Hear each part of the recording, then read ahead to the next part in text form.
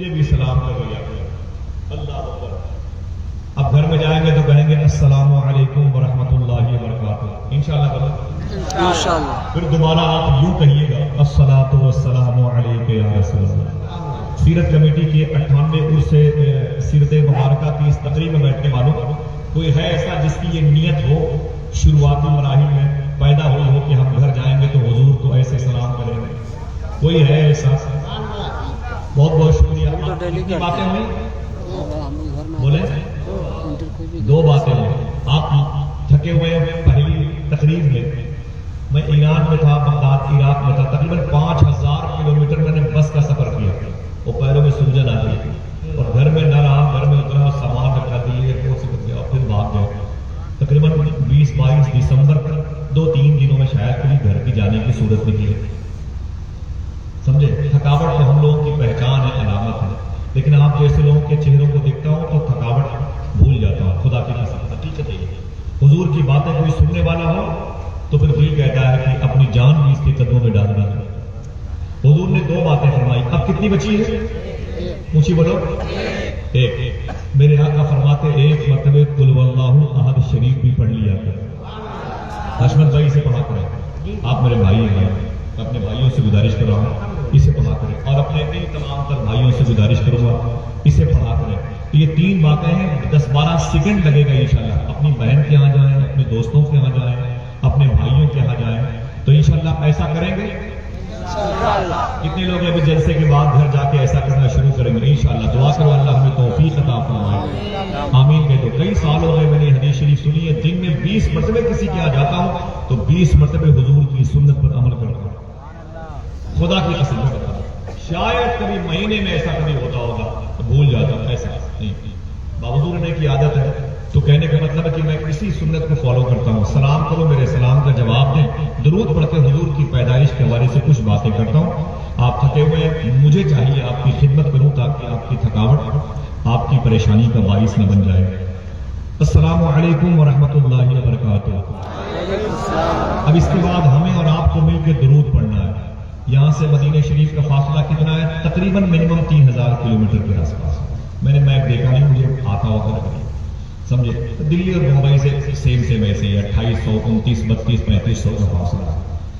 دلی میں ایک بزرگ ہیں جو سرکار خواجہ عثمان ہارونی کے لاڈلے غریب نواز کے لاڈلے خواجہ قطب الدین بختیار کاکی. آپ میں سے کوئی ان کی مزار شریف پر گیا ہے؟ کوئی گیا؟ 2 میرے بھائی، 3 بزرگ اور بھی لوگ گئے ہیں. کتنے لوگ جانا چاہتے ہیں؟ سبحان اللہ. اللہ سب کو خواجہ بختیار کاکی کے دربار کی حاضری کی توفیق عطا فرمائے. ان کے ایک مرید ہے جن کا نام ہے بابا فرید گنج شکر. کسی نے سبحان اللہ نہیں کہا ہوتا؟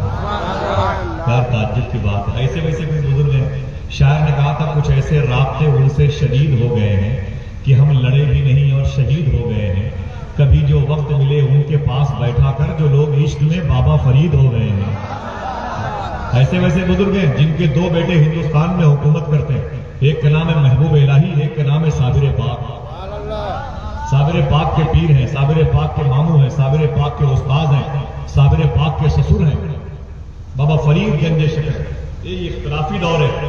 حشمت بھائی ایک صاحب بابا فرید کی بارگاہ میں قینچی لا کے پیش کیا. کیا پیش کیا؟ اور کوئی بولے؟ فرمایا کیا ہے؟ کہا قینچی. کہا رکھ دو.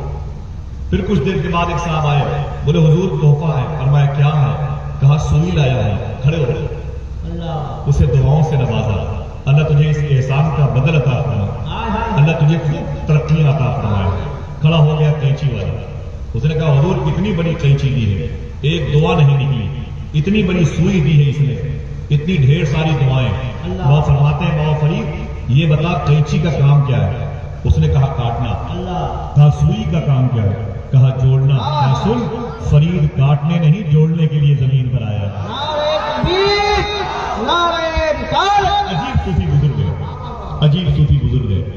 ہم نے ان کی زندگی سے واقفیت نہیں رکھی اس لیے ہم ان کے نام پر مچلے نہیں ہیں. اپنی ماں کے پاس گئے، کہتے ہیں امی جان کہا کیا بات ہے؟ کہا آج تیرا فرید بڑے مرتبے پر ہے، بڑے اسٹیٹس والا ہے. کہا کیا ہوا؟ کہا جو تیرے بیٹے اس فرید کو دیکھتا ہے وہ اسلام قبول کر لیتا ہے. جو فرید کو دیکھتا ہے وہ کلمہ پڑھ لیتا ہے، وہ توبہ کر لیتا ہے. آپ کی ماں نے کہا بیٹے فرید اس میں تیرا کوئی کمال نہیں، اس میں میرا کمال. اس میں میرا کمال ہے. آپ فرماتے ہیں میری ماں کیسی باتیں کرتی ہو. ایک پیر پہ کھڑے ہو کے قرآن میں پڑھتا ہوں, شب بیداری میں کرتا ہوں, تہجد گزاری کی میری عادت ہے, راتوں کو اٹھ کر اللہ کا نام میں لیتا ہوں. تو کہتی ہے میری وجہ سے تجھے لوگ دیکھ کے کلمہ پڑھتے ہیں, اس میں میرا رول ہے. آپ کی ماں نے کہا بیٹے اگر بچپن میں تجھے وضو کر کے دودھ نہ پلایا ہوتا تو یہ کمال تیرے اندر نہیں پیدا ہوتا. ہاں, پاکستان ملک میں لاہور, پنجاب صوبے میں لاہور شہر سے 250 کلومیٹر کے فاصلے پر ایک شہر جسے پاک پٹن کہتے ہیں, اور اسی شہر میں آپ آرام کر رہے ہیں. دعا کرو اللہ ہم سب کو حاضری کی توفیق عطا فرمائے, آمین. ان کے پیر ہے خواجہ بختیار کاکی, ان کی روزانہ کی عادت تھی وہ 3000 مرتبے حضور پر درود پڑھتے تھے. کتنی مرتبے؟ سب کی آواز, جو بھائی پیچھے بیٹھے زور سے بولے. 3000 مرتبے درود پڑھتے تھے. بابا فرید گنج شکر کے پیر خواجہ بختیار کاکی معلوم ہے درود پڑھتے تھے. شادی کے دن آئے تو درود پڑھنا بند کر دیا. 3 دن تک مہمانوں کی کثرت کی وجہ سے درود نہ پڑھ سکے, درود نہ پڑھ سکے. جب چوتھی رات آئی تو اللہ کے نبی صلی اللہ علیہ وسلم ان کے مرید کے خواب میں دہلی تشریف لائے, اور حضور نے فرمایا اے میرے قطب الدین کے مرید اپنے پیر سے کہنا کیا بات ہے مدینے والے آقا 3 دن سے تیرے درود کا انتظار کر رہے ہیں. دوستو یہ اتنا مبارک عمل ہے, چاہے 10 مرتبے ہی صحیح لیکن روزانہ حضور پر درود پڑھا کرو. انشاءاللہ دل سے بولے انشاءاللہ پڑھا کرو. درود میرا ٹاپک نہیں ہے. اللہ قرآن میں ارشاد فرماتا ہے وما ارسلناک الا رحمۃ للعالمین. ٹھیک ہے, اسی حوالے سے تھوڑی سی بات کروں گا. آپ تھکے ہوئے, مجھے اس کا احساس ہے, میری وجہ سے آپ پریشانی میں نہ پڑے. مجھے حضور کی پیدائش تھوڑی سی کا چیپٹر آن کرنا ہے, اس کے بعد کل پرسوں جیسا اللہ اس کے رسول کا حکم ہوگا. ایک دن پرسوں کی تقریب میں مجھے جو حصہ ملا ہے وہ غوث اعظم سرکار کا. اگر آپ کے پاس وقت ہو تو تشریف لائیے گا, ورنہ کوئی نہ آئے, خود غوث پاک تو آئیں گے. کیونکہ صوفی سلطان میں فرماتے ہیں غوث پاک کے ذکر کا کمال یہ ہے کہ غوث پاک کا ذکر غوث پاک کی موجودگی میں ہوتا ہے. سمجھ رہے؟ بہرحال آپ سب کی سماعتوں پر بھروسہ ہے. بڑے ادب سے درود شریف پڑھیں. اللہم صلی علی سیدنا و شفیعنا و نبینا و مولانا نورک محمد وعطرتہ وبارک وسلم بعدد کل معلوم لک. بس 2-4 باتیں ادھر ادھر کی کر کے حضور کی پیدائش کی مبارک ساعت مستجاب تک پہنچوں گا, اور آپ سب کو لے کر کے حضور کی بارگاہ میں ہدیہ سلام پیش کرنے کے لیے بھائی ارشد بھائی سے اور رسول الرحمان بھائی سے اجازت ہے. معلوم ہے آپ کو حضرت آدم علیہ السلام نے اپنے بیٹے شیس علیہ السلام سے کہا. کس سے کہا؟ شیس علیہ السلام. ایک روایت کے مطابق جن کی مدار شریف اجودھیا میں نے بہت حاضری دی, آدم علیہ السلام کے بیٹے ہیں.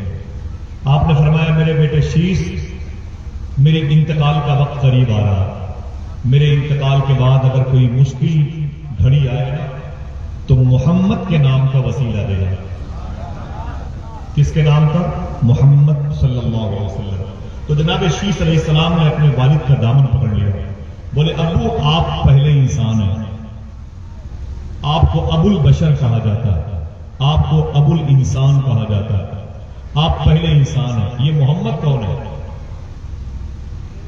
آپ تو پہلے انسان ہیں, یہ محمد کون ہے؟ تو آدم علیہ السلام کہتے ہیں میرے بیٹے شیس تو نے سچ کہا, میں ابو الانسان ہوں, میں ابو البشر ہوں. یہ محمد ابو الارواح روحوں کے باپ ہے, یہ روحوں کے باپ ہے. بولے ابو آپ کو اس نام کا علم کیسے ہوا؟ خدا نے سب سے پہلے تخلیق وجود کی صورت میں آپ کی ڈالی ہے.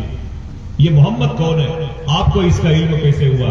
تو جناب آدم علیہ السلام کہتے ہیں میرے بیٹے شیس جنت میں جب میں نے اپنی آنکھیں کھولی تھی تو جنت کے درختوں کی ہر پتیوں پہ جہاں اللہ کا نام لکھا تھا وہاں اس کے حبیب محمد الرسول اللہ کا بھی نام لکھا تھا. میں سمجھ گیا یہ کوئی بڑی عظیم شخصیت ہے.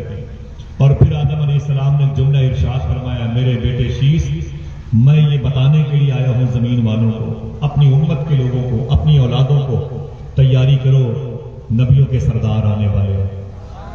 اور میرے بیٹے شیس تیرا بھی یہی کام ہے, زمین کی کنکڑیوں کو صاف کرنا, تیاری کرنا. لوگ پوچھیں کیا ہو رہا ہے, کہنا نبیوں کے سردار کی آمد ہونے والی. تیرے بعد ذوالکفل آئیں گے, یوشع بن نون آئیں گے, ابراہیم علیہ السلام آئیں گے, موسیٰ کلیم اللہ آئیں گے, ایوب علیہ السلام آئیں گے, عیسیٰ روح اللہ آئیں گے, نوح نجی اللہ آئیں گے, شعیب علیہ السلام آئیں گے, سلیمان آئیں گے. سارے نبیوں رسولوں کا کام یہی ہوگا وہ اپنی امت سے یہی کہیں گے ہم تو زمین کی فنیشنگ کے لیے آئے ہیں، آنے والا نبیوں کا سردار وہ آنے والا ہے، ہم اس کے آنے کا بگل بجانے کے لیے آئے ہیں، ہم تو اس کے انتظار کے لیے اپنی پلکیں بچھانے والے۔ زمین کا نظام جس کے لیے بنایا گیا، آسمان کو بغیر رکن کے، بغیر کسی پلر کے جس کے لیے تخلیق فرمایا اللہ نے، وہ آمینہ کا لال آنے والا ہے۔